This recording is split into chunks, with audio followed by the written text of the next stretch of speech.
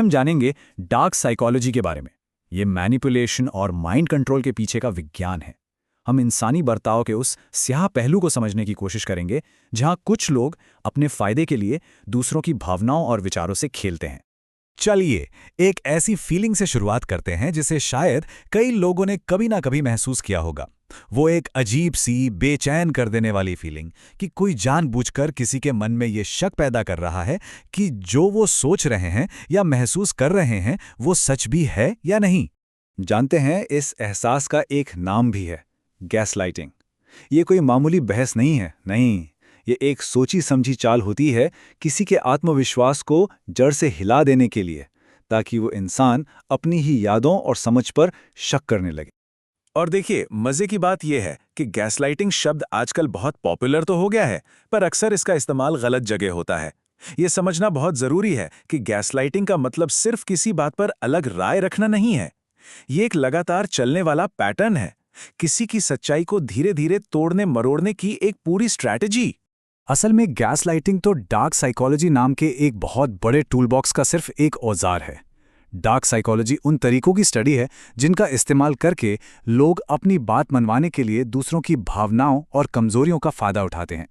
तो फिर इस प्लेबुक में और कौन-कौन सी चालें होती हैं? चलिए कुछ सबसे आम टैक्टिक्स पर एक नजर डालते हैं। सबसे पहले आता है लव बॉम्बिंग। सोच कर देखिए, कोई अचानक किसी पर बेहिसाब तारीफों, तोहफों और प्यार की बौछार कर दे। सुनने में तो ये बहुत अच्छा लगता है ना? पर असल में ये एक मैनिपुलेटर का तरीका होता है ताकि वो बहुत तेजी से किसी का भरोसा जीतकर उसे कंट्रोल कर सके। फिर है ट्रायंगुलेशन। इसमें मैनिपुलेटर जानबूझकर किसी तीसरे इंसान को रिश्ते में ले आता है, कोई दोस्त हो सकता है या कोई और भी, ताकि जलन और इनसिक्योरिटी पैदा हो। और इस पूरी उथल-पुथल में सारा कंट्रोल और अटेंशन वापस मैनिपुलेटर के पास आ जाता है। गिल्ट ट्रिपिंग, ये तो एक और बहुत ही आम हथियार है। इसमें मैनिपुलेटर अपनी हर परेशानी के लिए दूसरे को जिम्मेदार ठहराता है। नतीजा, सामने वाला अपराध बोध में दबकर वही करने लगता है जो मैनिपुलेटर चाहता है। नैगिंग एक और बड़ी चालाक तकनीक है। ये तारीफ की शक्ल में छिपा एक छोटा सा अपमान होता है। ये धीरे धीरे किसी के कॉन्फिडेंस को इतना गिरा देता है कि वो इंसान फिर मैनिपुलेटर से मंजूरी पाने के लिए कुछ भी करने को तैयार हो जाता है। पाल्टरिंग तो और भी ज्यादा धोखा देने वाली तकनीक है। क्यों? क्योंकि इसमें बातें तो सच्ची बोली जाती हैं, लेकिन सबसे जरूरी जानकारी छिपा ली जाती है। इससे सुनने वाले के दिमाग में एक पूरी तरह से झूठी तस्वीर बन जाती है। और आखिर में रिवर्स साइकोलॉजी, ये एक जानी पहचानी ट्रिक है। इसमें किसी से वो काम करवाने के लिए उकसाया जाता है जो असल में करवाना है, बस उसे ठीक इसका उल्टा करने को कहकर। ये इंसान की अपनी मर्जी से काम करने की इच्छा का फायदा उठाता है। तो ठीक है, हमने ये सारी तकनीकें तो देख लीं। अब सवाल ये है कि आखिर कौन लोग होते हैं जो इनका इस्तेमाल करते हैं। चलिए उन पर्सनालिटी टाइप्स के बारे में जानते हैं जो इन तरीकों से सबसे ज्यादा जुड़े हैं। साइकोलॉजिस्ट अक्सर डार्क ट्रायड की बात करते हैं। इसमें 3 खास पर्सनालिटी ट्रेट्स आते हैं। पहला, नार्सिसिज्म, मतलब खुद को सबसे महान समझना। दूसरा, मैकियावेलिनिज्म, यानी दूसरों को सिर्फ अपने फायदे के लिए इस्तेमाल करना। और तीसरा, साइकोपैथी, जहां पछतावा या हमदर्दी जैसी कोई भावना होती ही नहीं। लेकिन सबसे जरूरी बात यह है कि इन सभी डार्क पर्सनालिटीज के अंदर एक चीज कॉमन होती है, जिसे साइकोलॉजिस्ट डी फैक्टर कहते हैं। ये एक सीधी सी आदत है, अपने फायदे को सबसे ऊपर रखना, चाहे इसके लिए दूसरों का कितना भी नुकसान क्यों ना हो जाए। तो ये सब हमें असल में देखने को कहाँ मिलता है? ये सिर्फ कुछ अजीबोगरीब मामलों में नहीं होता, बल्कि ये तो अक्सर हमारी रोज की जिंदगी का ही एक हिस्सा होता है।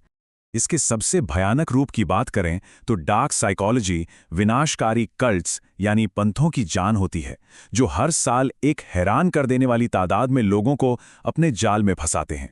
पर मैनिपुलेशन सिर्फ कल्ट्स तक ही नहीं रुका है। ये तकनीकें हमें मेनस्ट्रीम प्रोफेशंस में भी दिखती हैं। पॉलिटिक्स में वोट पाने के लिए, सेल्स में प्रोडक्ट बेचने के लिए, और यहाँ तक कि कॉर्पोरेट लीडरशिप में भी, जहाँ दूसरों को इन्फ्लुएंस करना ही कामयाबी की निशानी माना जाता है। सच तो ये है कि हम अपने चारों तरफ इन सिद्धांतों का इस्तेमाल होते देखते हैं, विज्ञापनों में, ऑफिस में, और यहाँ तक कि अपने ही परिवारों और रिश्तों में भी।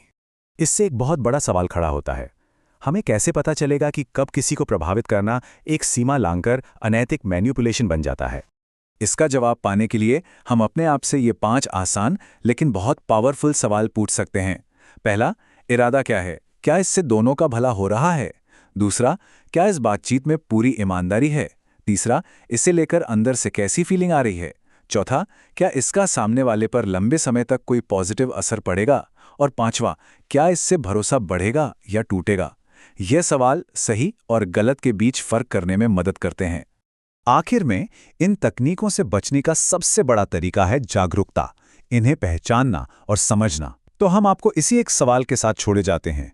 प्रभाव और मैनिपुलेशन की इस दुनिया में वो कौन सी लकीर है जिसे पार नहीं किया जाना चाहिए? अगर ये जानकारी उपयोगी लगी तो प्लीज़ लाइक, शेयर और सब्सक्राइब करें।